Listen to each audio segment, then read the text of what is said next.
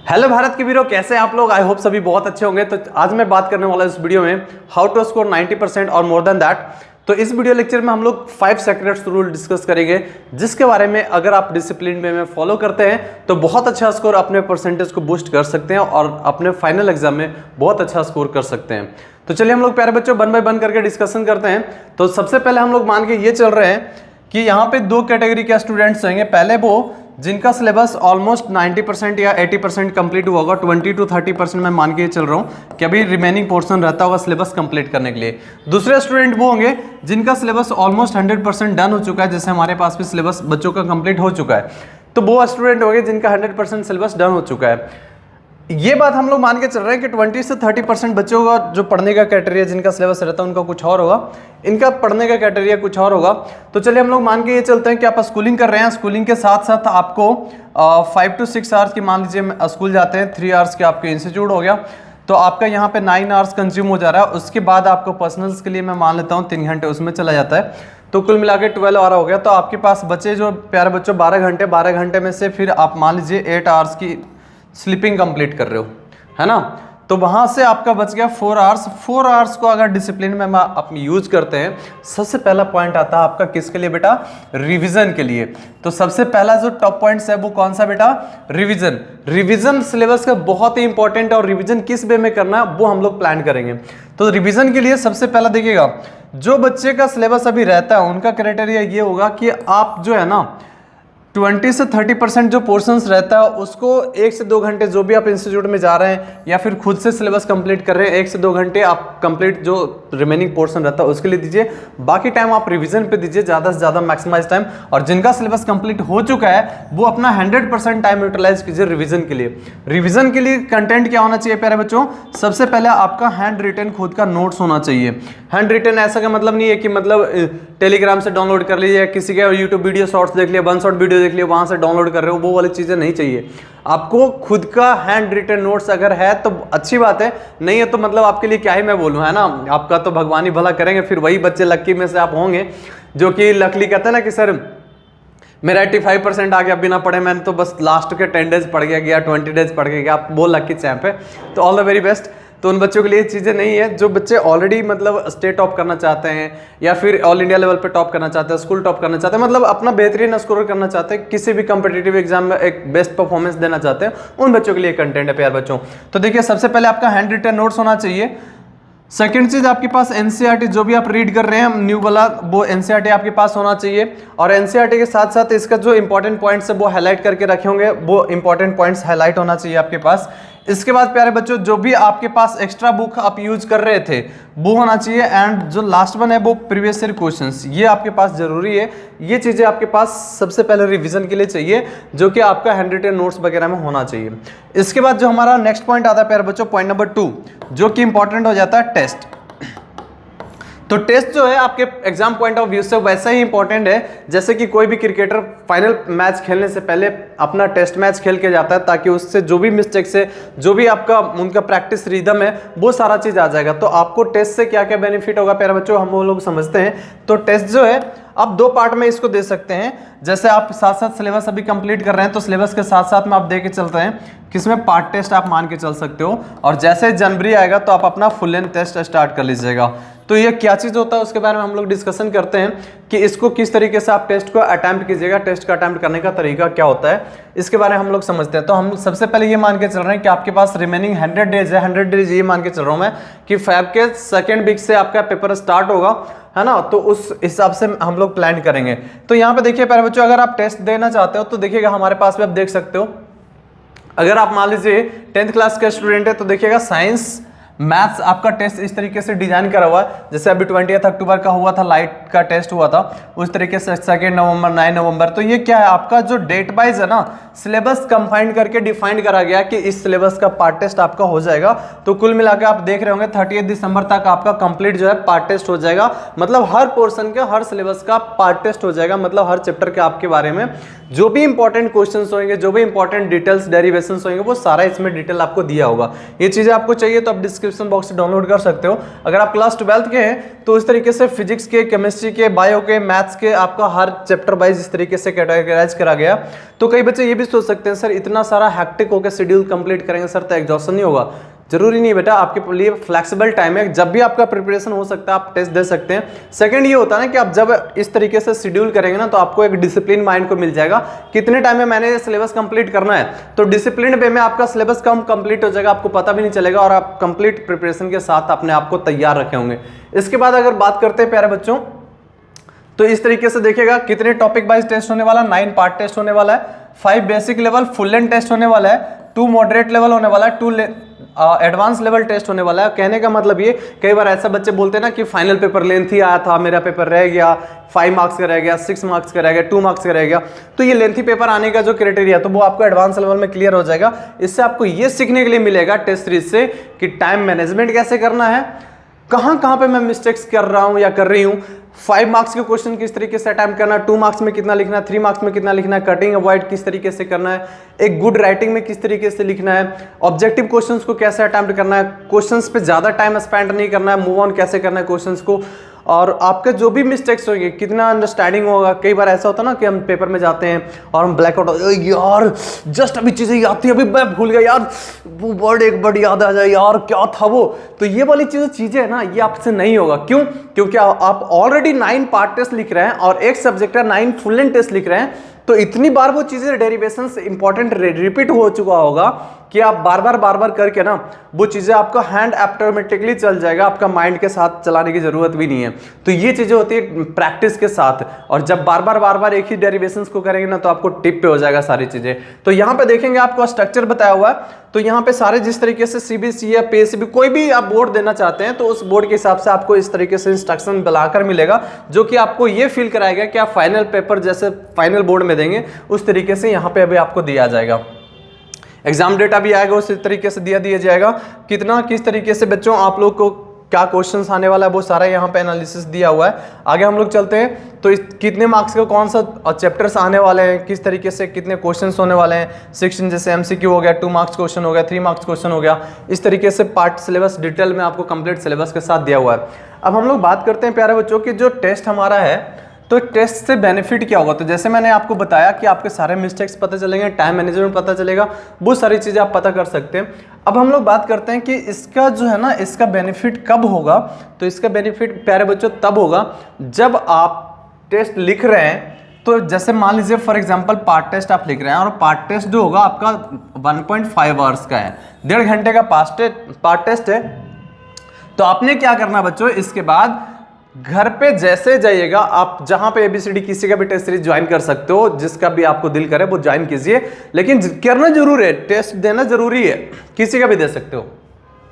अब इसमें क्या है बच्चों, जैसे आप टेस्ट देते हैं तो जब भी आप एग्जामिनर है या कोचिंग इंस्टीट्यूट कोई भी टीचर है, तो आप जब वो चेक कर रहे हैं ना, तो आपको ये स्कूल वालों की तरह नहीं यार कि मतलब पेपर लिए और घर पे बुला के पीटीएम जो होता है ना, पीटम लातम जूतम जो करते हैं, मतलब कि खुद ही भी गालियां दे रहे हैं, पेरेंट्स से भी गालियां दिलवा रहे हैं, पता नहीं उनको क्या मजा आता है स्कूल वालों को ये करने में, है ना। तो मुझे समझ में आज तक नहीं आया यार। बच्चों के इंप्रूवमेंट के लिए ये नहीं कि बच्चा 6 घंटे आपके पास रह रहा है, भाई पूरे पर डे स्कूल आ रहा है तो आप पढ़ा रहे हैं, तो मतलब कहाँ पे बच्चे के मिस्टेक है आप बताओ ना यार।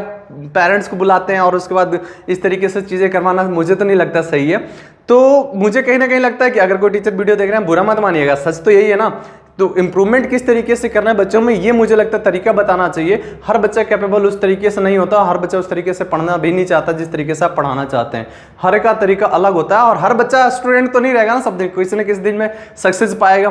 खैर चलिए मैं बात करता हूँ आगे वीडियो में इस बात का कि अगर मान लीजिए 1.5 घंटे का आपने टेस्ट दिया तो 1.5 घंटे बैठ के आपको एनालिसिस भी करना है। और 1.5 घंटे का एनालिसिस इस तरीके से होना चाहिए प्यारे बच्चों कि आपने क्वेश्चन पेपर को लेना है और उसके साथ जो डिटेल सॉल्यूशन आपको मिलेगा उस डिटेल सॉल्यूशन को लेना है और एनालिसिस ये करना है कि आपको मिस्टेक्स कहाँ कहाँ पे हुआ, क्या आपको कंसेप्ट नहीं आ रहा था, क्वेश्चन समझ नहीं आया, आपका पेपर रह गया, पेपर लेंथी था, क्या चीज़ें आपसे मिस्टेक्स हुई, वो चीज़ों को फाइंड आउट करना है। और इसके साथ साथ में आपने क्या करना है, एक परसेंटेज इंप्रूवमेंट नोट्स बनाना है। परसेंटेज इंप्रूवमेंट नोट्स, ये A4 शीट ले लीजिएगा और A4 शीट के अंदर जो भी आपके न्यू क्वेश्चंस यहाँ पे मिल रहे होंगे, न्यू फार्मूलाज मिल रहे होंगे, न्यू इंपॉर्टेंट कंसेप्ट मिल रहे होंगे, you have to add this concepts in this notes. हर सब्जेक्ट का अलग अलग बनाना है आपने, और ये चीज़ें आप ऐड करते जाइएगा, ये चीज़ें आप ऐड करते जाइएगा इसमें। ओके, तो ये वाला टेस्ट हो गया कि किस टेस्ट का एनालिसिस किस तरीके से करना है। दूसरी बात आते हैं हम लोग फुल एंड टेस्ट पे। तो फुल एंड टेस्ट जब भी देना प्यारे बच्चों, तो कोशिश ये कीजिएगा, फुल एंड टेस्ट जैसे हम स्टार्ट कर रहे हैं 2 जनवरी से, है ना, तो 2 जनवरी से स्टार्ट कर रहे हैं, तो फुल एंड टेस्ट का क्या होना चाहिए, फुल एंड टेस्ट आपने जैसे मान लीजिए फॉर एग्जांपल मैं ये मान के चल रहा हूँ कि आपका जो पेपर का टाइम होगा 10:30 AM to 1:30 PM। ओके, तो आपने जो फुल एंड टेस्ट लिखना है ना, वो इसी टाइमिंग पे देना है। इस टाइमिंग पे जब देंगे ना, तो आपका साइकोलॉजिकली माइंड फिट हो जाएगा कि 10:30 से 1:30 बजे तक मैंने पेपर देना है, और इस टाइम पे आप जब फाइनल एग्जाम देंगे तो आपको ऐसा लगेगा कि आप घर पे बैठ के या इंस्टीट्यूट पे बैठ के ही पेपर दे रहे हैं, तो आपको कुछ बर्डन सा फील नहीं होगा, प्रेशर सा फील नहीं होगा। जो आपको चीज़ें मिस्टेक्स हो रही थी, आप भूल रहे थे चीज़ें, वो चीज़ें आपका बंद हो जाएगा कंप्लीटली, है ना। तो ये टेम्परामेंट ध्यान रखना कि इसी टाइम पे आप अपना फुल एंड टेस्ट दीजिए। और फुल एंड टेस्ट अगर 3 आवर्स का है, तो आप जो एनालिसिस का टाइमिंग आएगा ना, एनालिसिस कभी भी आप कर सकते हो 3 घंटे बैठ के, रात में, दिन में, कभी भी। कई बच्चे का ऐसा भी क्वेश्चंस होते हैं कि सर मैं क्वेश्चंस जो मैथ के क्वेश्चंस प्रैक्टिस करता हूँ सर, गाना सुनते हुए करता हूँ सर, मुझे ऐसा करना चाहिए कि नहीं करना चाहिए।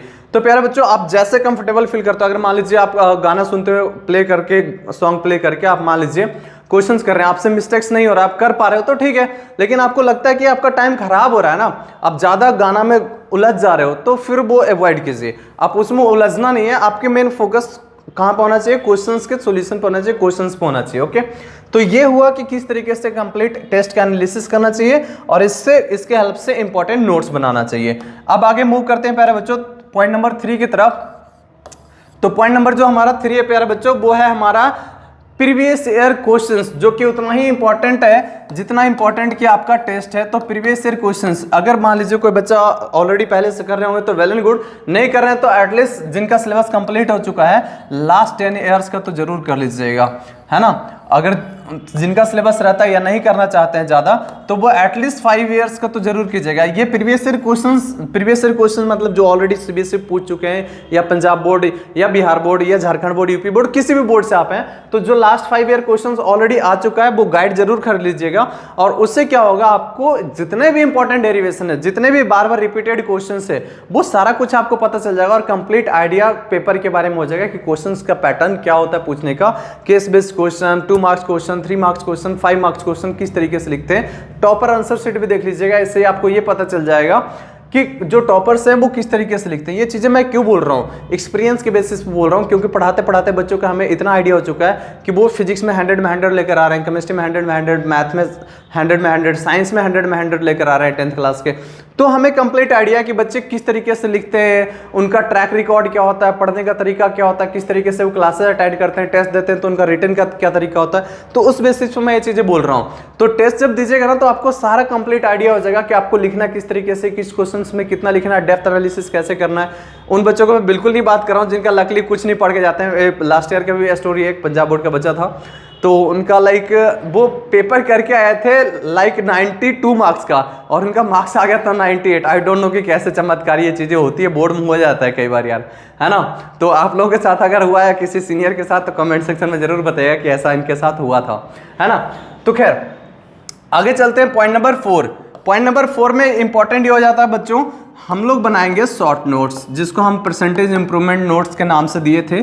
तो परसेंटेज इंप्रूवमेंट नोट्स, इसमें क्या होना चाहिए, परसेंटेज इंप्रूवमेंट नोट्स में ऑल इंपॉर्टेंट फार्मूलाज, जितने भी इंपॉर्टेंट फार्मूलाज हैं, जितने भी प्रीवियस ईयर क्वेश्चंस आप करेंगे, तो आपको रिपीटेड कॉन्सेप्ट्स मिलेगा, रिपीटेड डेरिवेशंस मिलेगा। उन डेरिवेशंस को यहाँ पे आपने क्या करना है, सारे के सारे सॉल्यूशंस के साथ लिख लेना है, उनको सॉल्यूशन के साथ लिख लेना है, ताकि आपको ये पता चले कि ये क्वेश्चंस बार बार पूछ चुका है, कितने बार पूछा है वो आप जरूर लिख लीजिए, और हाइलाइटर से हाईलाइट कर दीजिएगा।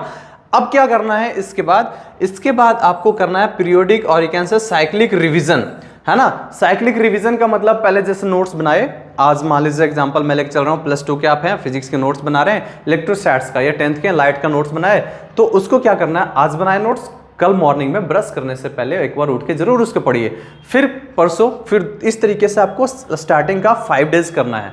उसके बाद आपको 7 डेज का गैप डालना है, फिर से उसको पढ़ना है। लाइक उसके मतलब कि लाइट का बना ली तो उसके बीच में बनाने नहीं बनाना, सब कुछ बनाते जाना है, पर डे बनाते जाना है, और उसको हर दिन रिवीजन करना, रेगुलर 5 डेज। उसके बाद 7 डेज के गैपिंग, फिर 15 डेज के गैपिंग, फिर 1 मंथ का गैपिंग, और उसके बाद आपका पेपर आ जाएगा। तो कहने का मतलब यह है बार बार आप साइक्लिक रिवीजन करेंगे ना तो आपको चीजें टिप पे हो जाएगा। जब फाइनल एग्जाम देने जाएंगे ना तो जो कहते हैं ना लास्ट का 1 डेज रहेगा, तो आपको complete entire syllabus with in 30 minute आप कंप्लीट सिलेबस का रिवीजन कर सकते हैं इस शॉर्ट नोट्स और परसेंटेज इंप्रूवमेंट नोट के बेसिस पे। लेकिन आपको पहले पर डे आपको रिवीजन करना पड़ेगा अभी से, तब जाके ये सारी चीजें कंप्लीट होगा, है ना। तो आई थिंक ये चीजें आपको हेल्प कर रहा होगा कि किस तरीके से ये चीजों को इंटायर वे में आपको डिसिप्लिन रहना है। डिसिप्लिन बहुत ज्यादा जरूरी है। डिसिप्लिन का मतलब ये है कि आप डिस्ट्रैक्ट ना होइए। तो वही 5th हमारा पॉइंट है जो कि मोस्ट इंपॉर्टेंट पॉइंट है। ये सारे 4 पॉइंट्स आपने देख लिया ना, और ये 5th पॉइंट अवॉइड करेंगे तो सब कुछ गड़बड़ हो जाएगा। 5th पॉइंट इंपॉर्टेंट ये है प्यारे बच्चों कि don't do anything like don't do, मतलब कि डोंट डू का मतलब ये है कि यहां पे हमने क्या किया, अवॉइड करना है। तो अवॉइड क्या करना है प्यारे बच्चों, avoid the social media first. Social media कहने का मतलब आप व्हाट्सएप पे किसी के चैट कर रहे हो, है ना, इंस्टाग्राम खोलिए और इंस्टाग्राम मस्त खोल के स्क्रॉल किए जा रहा है वीडियो, यस ही अरे नेक्स्ट वीडियो आ, एकदम मस्त वीडियो यार, मतलब बढ़िया चल रहा है। फिर आया किसी वीडियो इधर इमोशनल हो गया और उस वीडियो के चक्कर में 4 वीडियो और देख लिए। इस तरीके से आपका कब टाइम निकल जाएगा ना आपको पता भी नहीं चलेगा, और थोड़ी देर बाद आपको पढ़ने में नहीं दिल लगेगा, फिर वही काम करोगे। तो कुल मिलाकर पूरे दिन निकल जाएगा। फिर सोचोगे कल से स्टार्ट करता हूँ, कल वो आएगा नहीं, फिर 2 दिन बाद स्टार्ट करता हूँ, फिर संडे आ जाएगा, फिर सोचोगे अरे यार फ्रेश स्टार्ट करता हूँ मंडे से, कल से पक्का। और इस तरीके से आपका पेपर आ जाएगा और आपको पता भी नहीं चलेगा। और स्कूल वाले तो हैं ही आपको परेशान करने के लिए, प्री बोर्ड आ जाएगा, प्रैक्टिकल आ जाएंगे, एक्सटर्नल प्रैक्टिकल आ जाएगा, वाइवा आ जाएगा, मतलब बहुत सारे ऑलरेडी डिस्ट्रैक्शन है यार।